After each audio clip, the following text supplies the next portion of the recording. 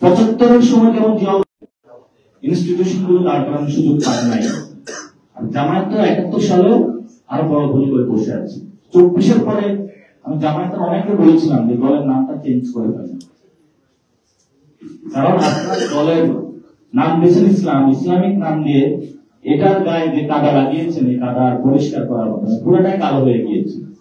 এটা ঘোষের মাঝে পরিষ্কার করা সম্ভব না। এই জন্য ওনাদেরকে আমরা আগেও বলেছিলাম দলের নামটা পরিবর্তন। এখন তারা বলবেন যে গণতান্ত্রিক পদ্ধতিতে আপনি কি আমার দলের নাম পরিবর্তন বলতে পারেন কিনা।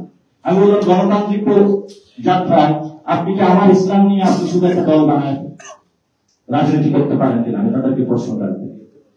সেজন্য আমরা জামায়াত ইসলামী বিএনপিকে এখনো বলবো সুযোগ এসেছে, সুযোগটা আমাদের কাজে লাগাতে হবে।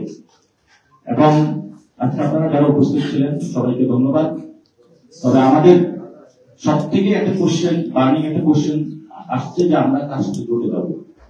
আমরা যারা সংস্কার বাস্তবায়নের পক্ষে থাকবে তাদের সাথে জুটে যাবো। সংস্কার বাস্তবায়নের পথে যারা বাধা হবে এই জোট মিলে তাদেরকে আমরা বাংলাদেশের জনগণের সামনে ভোট প্রক্রিয়াতে তাদেরকে পরাজিত করবো ইনশাআল্লাহ। এই জন্য হলো জুলাই সনদ বাস্তবায়নের পথে যদি বিএনপি এগিয়ে আসে, আমরা এই কন্ডিশনে তাদেরকে কিছুটা সুযোগ দিতে রাজি আছি।